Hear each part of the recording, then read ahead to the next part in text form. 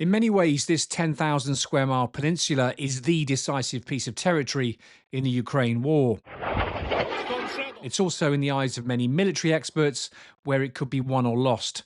For the Kremlin, Crimea is a vital naval asset and, crucially since the invasion, a way of funneling weapons and fuel from Russia to the front line. For Ukraine, it's the key target. Sever that link and Russia's ability to sustain this war will be seriously dented. The peninsula has been a battlefield for centuries, from the days of Florence Nightingale to the Second World War.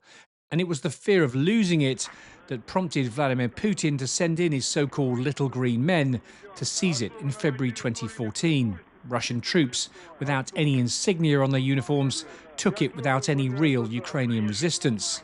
A rigged referendum later claimed 97% support for annexation.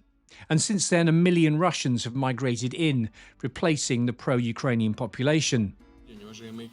President Putin thought that by embroiling Ukraine in a domestic territorial dispute, he could put the West off getting closer to Ukraine, part of his wider aim of making Kyiv more Moscow-friendly and controlling events inside the country. For Moscow, Crimea provides one of its few warm water ports, and with it comes control of the Black Sea and the Sea of Azov. Until 2014, the Russians leased the port of Sevastopol from Kyiv in return for discounted Russian gas. And until Ukraine bombarded it with British Storm Shadow missiles, Sevastopol was the HQ of Russia's Black Sea Fleet. Crimea also gives the Russian Navy access to the Mediterranean, the South Atlantic and the Indian Ocean. They used it to ship weapons to the Assad regime in Syria. And before the current conflict, Russia was busy upgrading the peninsula's air defences, installing formidable S-400 air defence systems.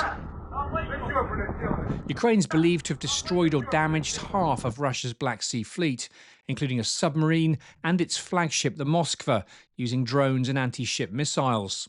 Crimea is, or was, also home to at least 5 Russian air bases.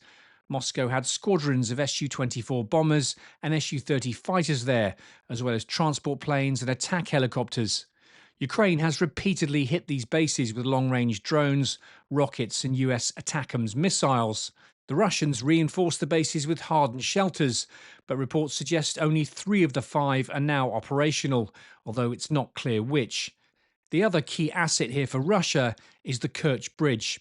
Built in 2018 at a cost of $3 billion, it's the longest bridge in Europe and provides a road and rail link from mainland Russia into occupied Ukraine.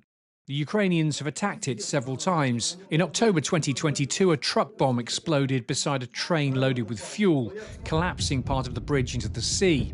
9 months later, Ukraine used maritime drones to attack it again. For Vladimir Putin, it's a symbol that Ukraine is part of Russia. The Kremlin even released footage of the Russian president driving himself across it after it was repaired. The Russians have reinforced the bridge's defences, ringing it with air defence systems and installing physical barriers, including underwater chains and barges. They're even thought to be using trained dolphins to detect incoming threats. The Ukrainians always refer to Crimea as temporarily occupied, indicating that one day, however long it takes, they'll liberate it from Russian rule. At the moment, that seems militarily impossible. It's a great honor to be with President Putin. But whatever deal Donald Trump thinks he can strike with Vladimir Putin, President Zelensky is adamant that Kyiv won't give it up. Ukrainians have seen the Kremlin trample on the Minsk agreements and seize Donetsk and Luhansk. They don't believe this will be any different. Crimea is where this war began 11 years ago, and its fate remains key to ending it. For Ukraine, handing it to Russia remains off the table. Simon Newton, BFBS Forces News. Thanks for watching. For more from BFBS Forces News, like and subscribe to our channel.